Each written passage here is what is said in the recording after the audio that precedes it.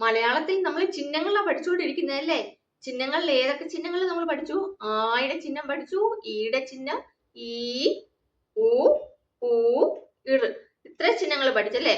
ഇനി എന്താ ഉള്ളത്? A, A, I. അപ്പൊ അത് നമുക്ക് 3 ചിഹ്നങ്ങൾ നോക്കാം കേട്ടോ. എല്ലാവരും ശ്രദ്ധിച്ച്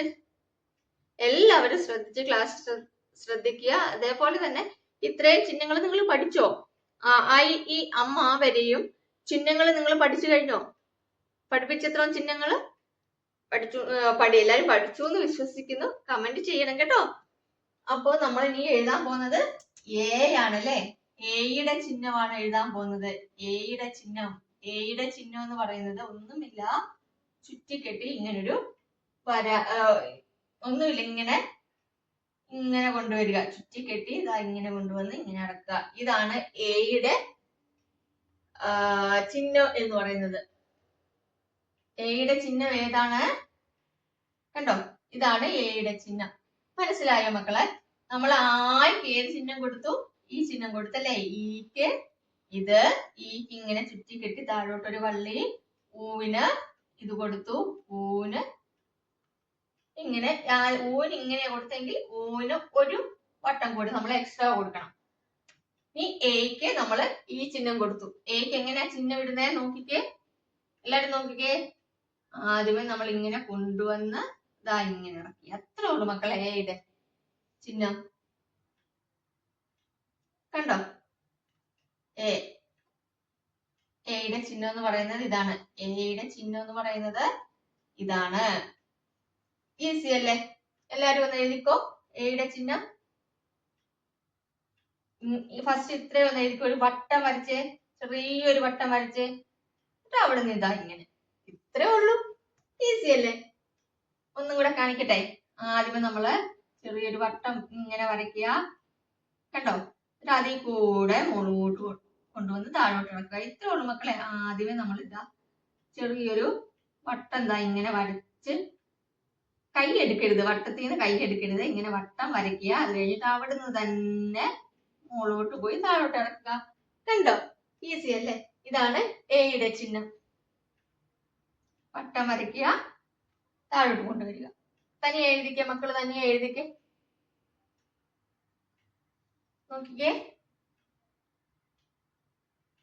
ഇങ്ങനെ എഴുതി ഇങ്ങനെ കൊണ്ടുവന്നു. ഈസി അല്ലേ? ഇതാണ് എയുടെ ചിഹ്നം. ഇനി നമുക്ക് എയുടെ ചിഹ്നം നോക്കാം കേട്ടോ. എയുടെ ചിഹ്നം എങ്ങനെയാണെന്ന് വെച്ചാല് ഇതാണ് നമ്മൾ എ പഠിച്ചത് അല്ലേ? അപ്പൊ ഇതിന്റെ ചിഹ്നം ഇതാണ്. എയുടെ ചിഹ്നം നോക്കിക്കേ. ഇതാണ് എയുടെ ചിഹ്നം. അതായത് നമ്മൾ ഫസ്റ്റ് ഇങ്ങനെ ഒരു വട്ടം വരച്ചു, എന്നിട്ട് ആ വട്ടത്തിൽ നിന്ന് ഇങ്ങനെ താഴോട്ട് ഒരു സി വരച്ചു. അത് കഴിഞ്ഞ് അകത്തോട്ട് കയറ്റി. നമ്മൾ സി വരയ്ക്കത്തില്ലേ മക്കളെ? നമ്മൾ സി എഴുതാൻ പഠിച്ചില്ല. അതുപോലെ ഒരു സി എഴുതിയിട്ടതാ ഇവിടുന്ന് ഇങ്ങനെ ഒരു വട്ടം ചുറ്റുക, ഇവിടുന്ന് ഒരു വട്ടം ചുറ്റുക. അത്രേ ഉള്ളൂ മക്കളെ. അതായത് നമ്മൾ സി പഠിച്ചില്ലേ മക്കളെ? നമ്മൾ സി ഇങ്ങനെ എഴുതാൻ പഠിച്ചല്ലേ? എന്നിട്ട് നമ്മൾ ഇതാ ഇവിടുന്ന് ഒരു വട്ടം ചുറ്റി വെക്കുക, ഇവിടുന്ന് ഒരു വട്ടം ചുറ്റി വെക്കുക. ഇത്രേ ഉള്ളൂ എയുടെ ഇത്. ഇങ്ങനെ, അല്ലെങ്കിൽ നിങ്ങൾക്ക് ഇങ്ങനെ വട്ടം ചുറ്റി സി പോലെ എഴുതി അകത്തോട് ഒരു വട്ടം ചുറ്റി വെക്കുക. ഇതാണ് എ. ഒന്നും കൂടെ നോക്കിയേ. ഈസി അല്ലേ? എ. നിങ്ങൾക്ക് ഇതാ ഇങ്ങനെ വട്ടം ചുറ്റി ഇങ്ങനെ സി എഴുതി അകത്തോട്ട് കയറ്റി ഒരു വട്ടം ചുറ്റി വെക്കാൻ നിങ്ങൾക്ക് പ്രയാസമാണെങ്കിൽ നിങ്ങൾ എന്ത് ചെയ്യുക? ഒരു സി പോലെ എഴുതുക. എന്നിട്ട് ഇതാ ഇവിടുന്ന് ഒരു വട്ടം ചുറ്റി വെക്കുക, ഇവിടുന്ന് ഒരു വട്ടം ചുറ്റി വെക്കുക. ഇത്രേ ഉള്ളൂ. നോക്കിക്കേ. ഇങ്ങനെ എഴുതാം, അല്ലെങ്കിൽ ഇങ്ങനെ എഴുതാം. നിങ്ങൾക്ക് ഈസി ആകാൻ വേണ്ടിയിട്ടാണ് ഇങ്ങനെ പറഞ്ഞു തരുന്നത് കേട്ടോ. ആദ്യമേ ഒരു 0 ഇട്ട് താഴെ ഒരു സി, അതിൽ കൂടെ തന്നെ ഒരു സി, എന്നിട്ട് താഴെ ഒരു 0 പോലെ കൊണ്ടുവരിക. അത്രേ ഉള്ളൂ. അല്ലെങ്കിൽ ഒരു സി എഴുതുക, എന്നിട്ട് ഇവിടുന്ന് ഇങ്ങനെ ഒരു വട്ടം വരയ്ക്കുക, ഇവിടുന്ന് ഒരു വട്ടം വരയ്ക്കുക. ഇതാണ് എയുടെ ചിഹ്നം. ഈസി അല്ലേ എയുടെ ചിഹ്നം എഴുതാൻ? അപ്പോ എയുടെ ചിഹ്നം എന്തായിരുന്നു? ഇങ്ങനെ ആയിരുന്നു അല്ലേ? അപ്പൊ എയുടെ ചിഹ്നം വരുമ്പോ ഇങ്ങനെ വരും. എല്ലാരും ഒന്ന് എഴുതിക്കേ നോക്കട്ടെ. സി എഴുതിക്കേ ഫസ്റ്റ്.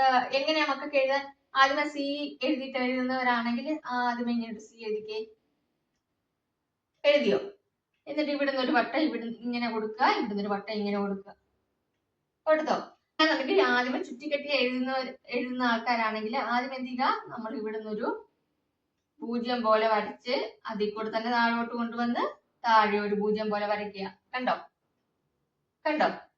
ഇങ്ങനെ ഇങ്ങനെ. സി ആണെങ്കിൽ ഇവിടുന്ന് ഇങ്ങനെ, ഇവിടുന്ന് ഇങ്ങനെ. അത്രേ ഉള്ളൂ.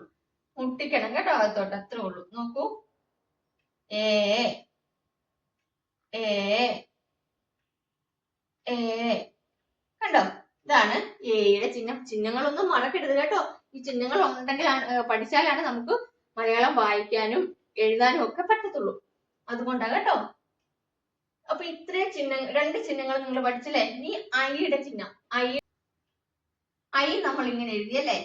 ഈ ഐയുടെ ഈ ചിഹ്നമാണ് നമുക്ക് എക്ക് കൊടുക്കേണ്ടത്. നിങ്ങൾക്ക് മനസ്സിലാവുമെന്ന് വിചാരിക്കുന്നു. കൺഫ്യൂഷൻ വരണ്ടെന്ന് പറഞ്ഞിട്ടാണ് ഞാൻ അത് പറയാനിത് കേട്ടോ. അപ്പൊ ഐ എന്ന് പറയുമ്പം ഐയുടെ ചിഹ്നം ഒന്നുമില്ല. നമ്മൾ ഇത് കണ്ടോ? അതായത് എയുടെ ചിഹ്നം നമ്മൾ പഠിച്ചില്ലേ? അതിനെ 2 പ്രാവശ്യം ഇങ്ങനെ എഴുതുക. ഇത്രേ ഉള്ളൂ ഐയുടെ ചിഹ്നം. നോക്കൂ. കണ്ടോ? 2 പ്രാവശ്യം എഴുതുക. ഇതാണ് ഐയുടെ ചിഹ്നം. ഇതിനെ 2 പ്രാവശ്യം എഴുതുക. ഇതാണ് ഐയുടെ ചിഹ്നം. ഈസി അല്ലേ? കൂടുതൽ പറഞ്ഞു തരണ്ടല്ലോ. അപ്പോ നമുക്ക് ഏതൊക്കെ ചിഹ്നങ്ങളാ പഠിച്ചതെന്ന് നോക്കാം. ആയിക്ക് നമ്മൾ ഏത് ചിഹ്നമാ പഠിച്ചത്? ഇതല്ലേ? ഈക്കോ ഇങ്ങനെ. ഈക്കോ ചുറ്റിക്കെട്ടി ഒരു വള്ളി. ഊന് ഇങ്ങനെ. ഊന് ഊയുടെ ചിഹ്നം ഇട്ടിട്ട് ഒരു ചുറ്റിക്കെട്ടും കൂടെ കൊടുക്കുക. ഋന് ഇങ്ങനെ കൊടുത്തു അല്ലേ? ഇപ്പൊ നമ്മൾ പഠിച്ചത് എന്താണ്?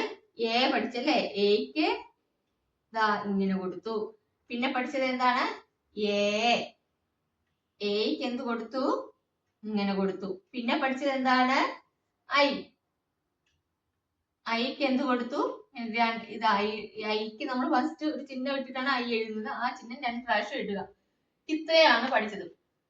അപ്പൊ ഈസി ആയിട്ട് പഠിക്കാൻ വേണ്ടി പറ്റിയില്ലേ മക്കളെ? അത്രേ ഉള്ളൂ കേട്ടോ. അപ്പൊ എല്ലാരും കറക്റ്റ് ആയിട്ട് എഴുതി പഠിക്കണം ചിഹ്നങ്ങൾ കേട്ടോ. പഠിച്ചെങ്കിൽ കമന്റ് ചെയ്യുക. അടുത്ത വീഡിയോയിൽ കാണാം. ബൈ.